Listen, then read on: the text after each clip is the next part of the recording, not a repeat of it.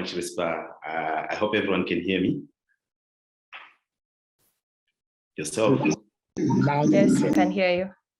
Okay, great.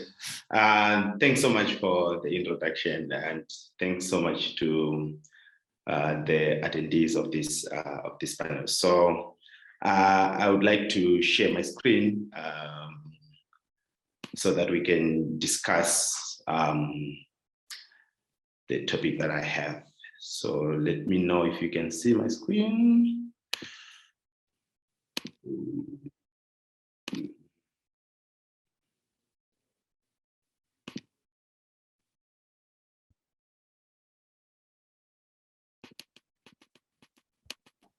Yes, you can see your screen. Okay, so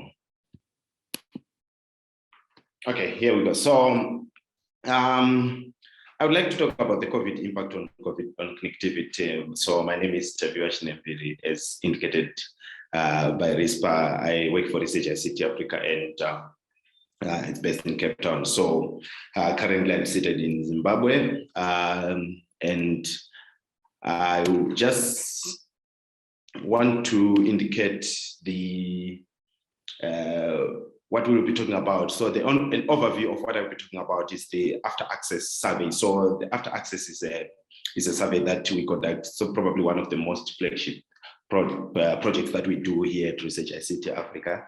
And then after that, I walk through the Retail African Mobile Pricing Index.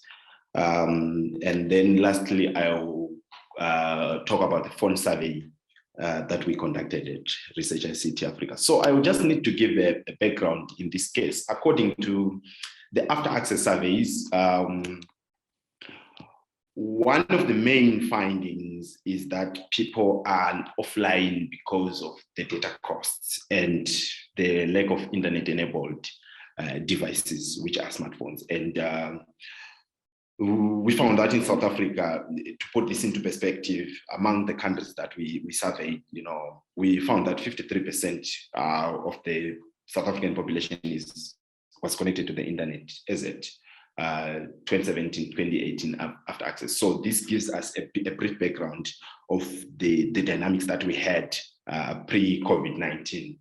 And then one of the main things that we are also finding in the data analysis is what has been termed the digital inequality paradox, which is sadly an increase, in as much as there has been an increase in internet access, we have found that it has actually amplified the digital gap. In this case, the difference between those connected and those who are not connected. You'd find that as we get more people online, the gap is being amplified in terms of more services being provided online, and those who are not online cannot have access to such services. So to give just a background in this case, we see that in relation to the countries that we conducted the after access surveys, I just made this to show the internet connection in terms of households that actually had access, as a 2017, 2018, and we could see that South Africa had about 11%, which was actually the highest, followed by Kenya. In this case, with the least being in Mozambique and Tanzania, at 1% of the population of the households having access to the internet. But one of the main important things to look at is the mobile phone ownership, and internet use. So there is a difference between the access to the internet and the actual usage in terms of people being able to use the facilities that are available. And so what I did here, I overlaid this by GNA per capita, which is the general, the gross national income in the economy, and then we divide that by population per capita. So we see some form of similar trend, in terms of the one which is the internet use in this case, and then the one which is in black, we can see some relationship within the line that we have overlaid in this case. And then in South Africa, I think, so we did this in Latin America and Africa. So I just to put in this case, most of the countries that we did in combined, And what we see here is that in South Africa, we had 53% of the individuals having access to the internet. And there is a relationship with an increase in the GNI. Per capita. So this happens per country, and we had the list in Mozambique where only 10% of their people had access to the internet, and then 27% in Kenya. If we look at the gender dynamics, we see that South Africa had the least gap. In this case, we have the internet access by the percentage of men who access the internet, and then we subtract that for women, and then we divide by the base, which is men, and then we multiply by 100 to get the gap. And then if we see here, you can see that we have 12% in South Africa, and then the least gap was actually in Colombia. In this case, we had negative gaps, where actually in Colombia, we had more women having access to the internet compared to men. So this is the gap that we have. And we see that it's actually quite high in countries like Rwanda, and Mozambique and Nigeria as well. The gap between men and women who are actually connected. And what we see basically is that more men have access to the internet compared to women.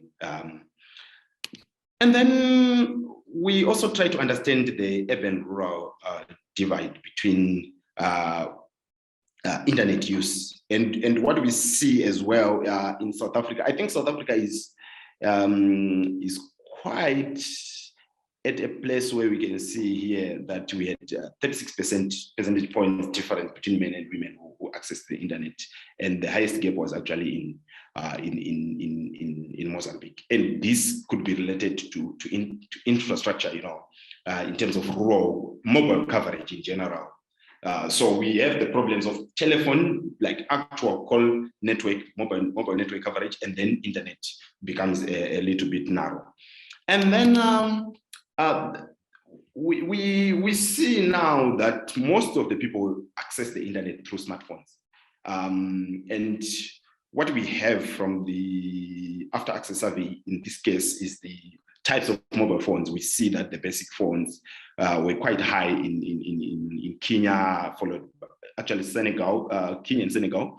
And then we had one in South Africa where 30% of the people use basic phones. But then now, when it comes to smartphones, you see that we have got a higher percentage of smartphone ownership in South Africa at 47%, which is quite important in identifying the dynamics and the issues that fall in terms of how people actually get to access the internet.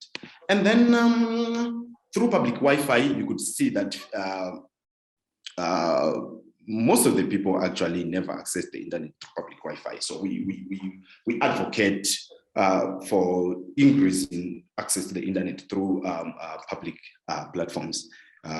Like the government should at least increase the Wi-Fi or Wi-Fi spots in Africa.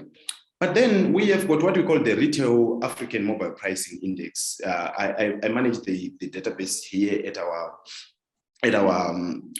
work, and what we do basically with this database is that we track the mobile pricing for each and every mobile network operator in Africa.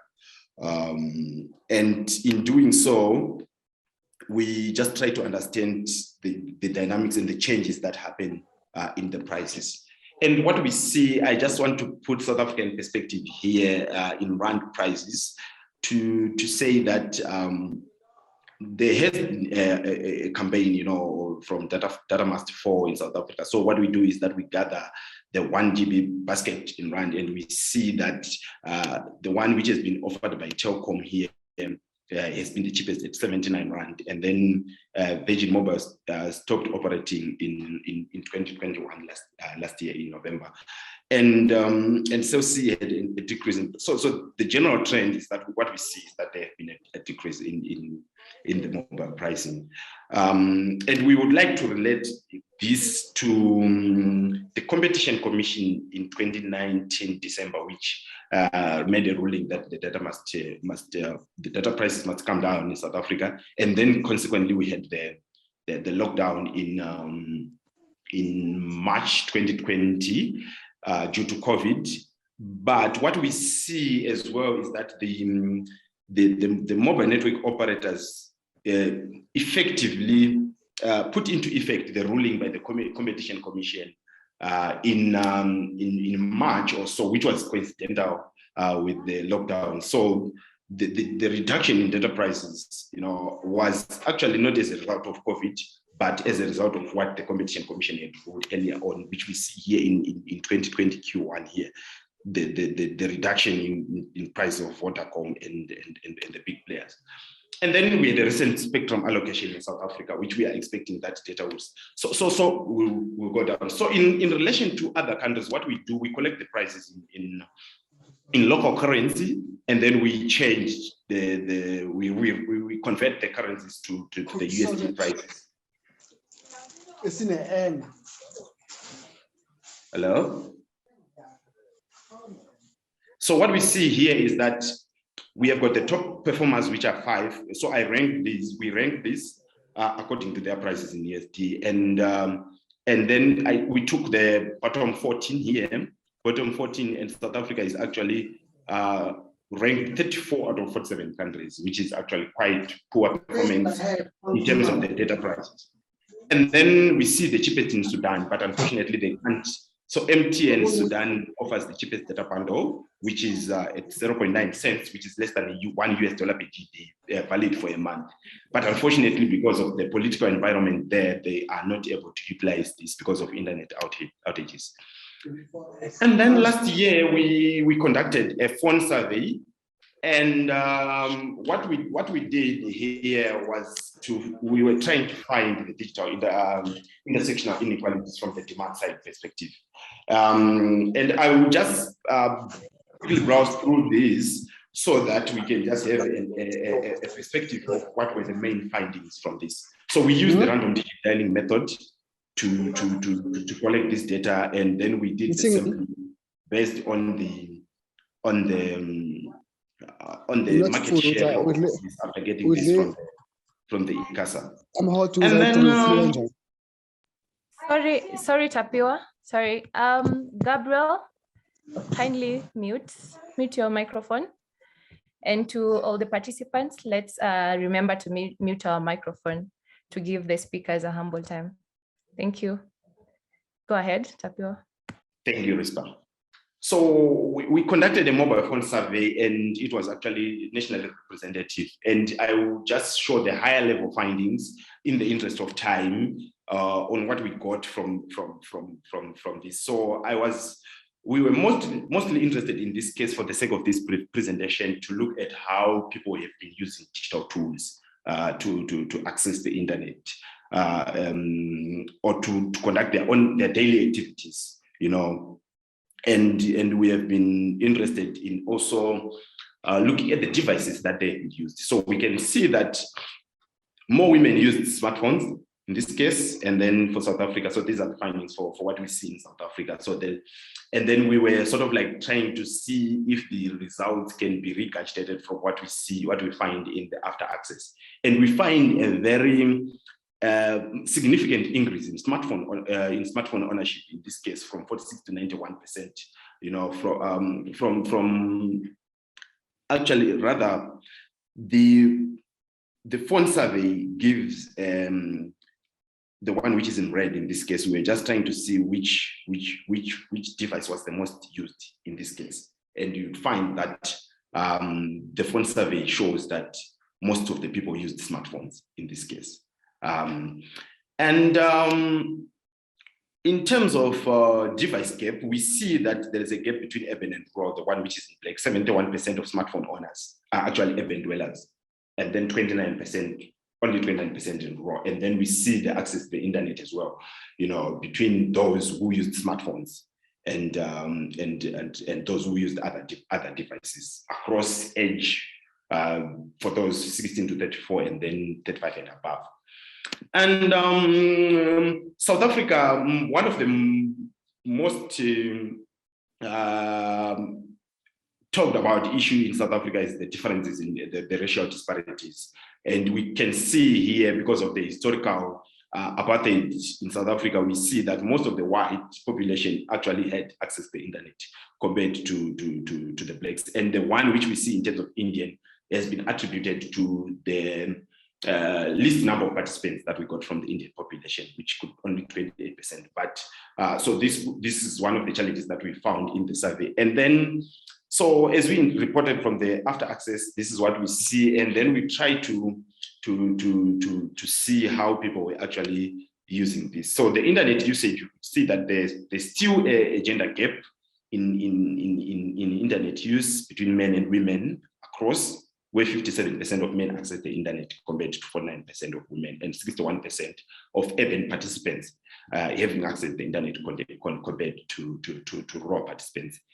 And then in terms of use of devices or online use of devices for work, this is what we see, that most of the people were actually using mobile devices for them to be able to learn from home and work from home. But most of the people on this graph is that what we see is that most of the people were actually unable to work from home due to the nature of their work. And what I do here is to show the vulnerability of Black women, the disparities in terms of those in blue, to see that they were not much involved in regular or casual work, but more in self-employed or running a business. So these are the people who were into selling their products. And the most affected group was actually the women, where we see the white and the Indian actually non-performing in this kind of jobs. And then we can see that most people were actually using this kind of services for online shopping during lockdown, because most of the context that we're giving in our survey was actually in lockdown using the cell phone. And we could see that this is, most people were actually following COVID-19 news and updates, online to see the changes that have been happening. And then South Africa had a contact tracing app, which was mostly popular among women and urban dwellers as well as the youth. So we did a policy brief, which is actually available online and could be provided for those who could be interested to see. So this was a contact tracing app where people could be accessing information on COVID. And then lastly, what we see here is just basic access to instant messaging and social media use, according to different categories of these age groups. And you could see that most people were actually accessing the services, in South Africa. Probably those who had access to the internet were actually utilizing this. And what we see basically is that those who were actually offline could not be able to access this. Yet there is more COVID-induced increase in the internet access. So basically, lastly, RISPA, is that what we see is that there are adverse impacts, in terms of women use of this. So most of the work that we do, we are just trying to push the equality and equal access between men and women in terms of access. And broadly, we see that the phone survey, it's showing that COVID-19 has actually resulted in accelerated digitization, which was quite good, but unfortunately affecting more women or leaving more women behind. And I think I will leave most of the discussion to question and answer session in terms of what we can discuss. And I thank you all.